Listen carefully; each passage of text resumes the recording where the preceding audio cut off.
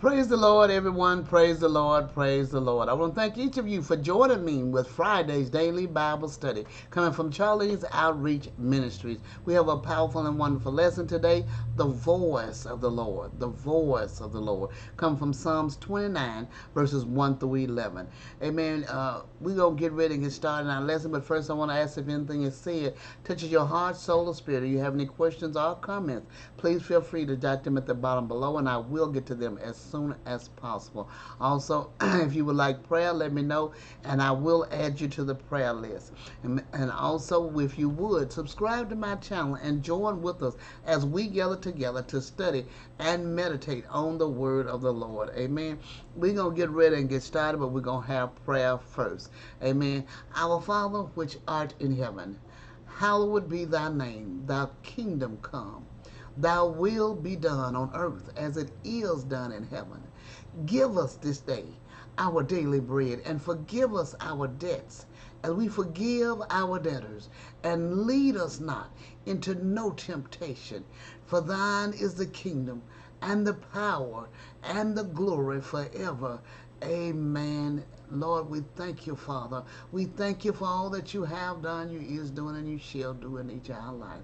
We thank you, Father, for waking us up this morning. We thank you, Father, for touching us with a finger of love, with your grace and mercy, Father. We thank you for forgiving us of our sins in the name of Jesus. Lord, we thank you that you are with us, that you are with us at all times. We thank you, Father, for being there that we may lean and depend on you. We thank you that you are our Father, that we lean and depend on you. We thank you, Father, that you are so wonderful and that you are our counselor, that we can come to you in a time of need. We give you glory, honor, and praise, Father. Father, we ask at this time that you would open our eyes that we may see and our ears that we may hear, and give us wisdom, knowledge, and understanding from on high as we study and meditate on your word, Father, that we may be more proficient in doing your word and not just hearers only. In Jesus' name we pray. Amen. All right, we're going to get ready and move into our lesson. Psalms 29, verses 1 through 11. The voice of the Lord. The voice of the Lord. Amen. And scripture lesson text read, a psalm of David. Give unto the Lord, O ye mighty. Give unto the Lord glory and strength. Give unto the Lord the glory due unto his name. Worship the Lord in the beauty of holiness. The voice of the Lord is upon the waters. The God of glory thundereth. The Lord is upon many waters. The voice of the Lord is powerful. The voice of the Lord is full of majesty. The voice of the Lord breaketh the cedars. Yea, the Lord breaketh the cedars of Lebanon. He maketh them also to skip like a calf, Lebanon and Sirion like a young unicorn. The voice of the Lord divideth the flames of fire. The voice of the Lord shaketh the wilderness. The Lord shaketh the wilderness of Kadesh. The voice of the Lord maketh the hinds to calve, and discovereth the forest, and in his temple doth everyone speak of his glory. The Lord sitteth upon the flood, yea, the Lord sitteth king forever. The Lord will give strength unto his people. The Lord will bless his people with peace. Amen, amen. David has such a way with words of speaking of how he felt about God. It was just wonderful just to read his words, that how his mind would carry him to have such thoughts of how God it was dealing with him in his life. Amen. And we know for a surety that David did not have in many years of his life, he did not have a peace living life. He had a life full with war and turmoil, but yet and still, he gave God glory. Continuously gave God glory. And this is why God says he was a man after God's own heart. Amen.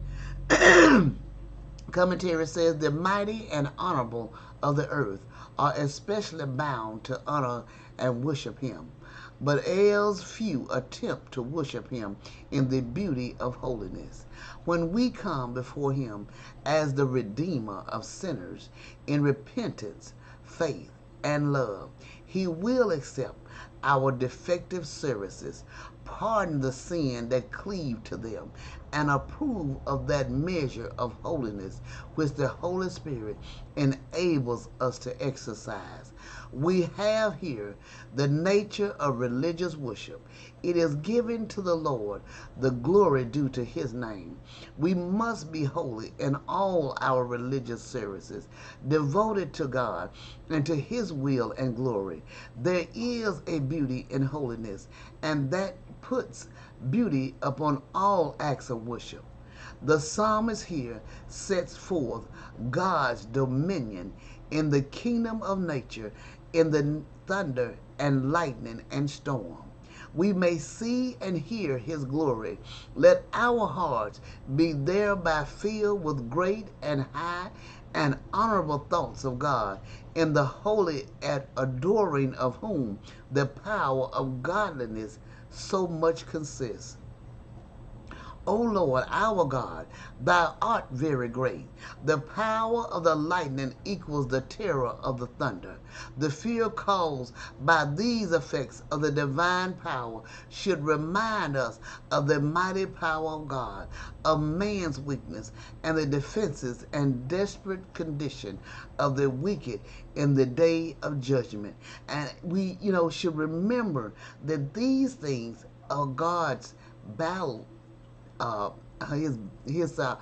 the word I'm trying to say, he can use these things as his battle weapons. The thunder and the lightning, he can use these as his battle weapons. Amen. And so we should know that when we hear the thunder, when we see the lightning, he can use these against us if he wished to. But he still loves us and cherishes us. And he's letting us know, reminding us that he is God. He is the one. It said, but the effects of the divine word upon the souls of men under the power of the Holy Spirit are far greater than those of thunderstorms in the nature world. Thereby the stoutest are made to tremble. The proudest are cast down. The secret of the heart are brought to light. Sinners are converted. The savage, sensual, and unclean become harmless, gentle, and pure. If we have heard God's voice and have fled for refuge to the house, to the hope set before us, let us remember that children need not fear their father's voice when he speaks in anger to his enemies, while those tremble who are without shelter. Let those who abide in his appointed refuge bless him for their security, looking forward to the day of judgment without dismay, safe as Noah in the ark. Amen, amen. This is a wonderful and powerful lesson as we see here how God is able to, as he used the thunder, for those that is not with him, it can be a terror. But for us that's under his grace and mercy, that we know that we are in his protection, in his guidance, in his loving arms. Amen. This is a great and powerful lesson. I pray you have meditate on this lesson and have a wonderful and blessed day. God bless you.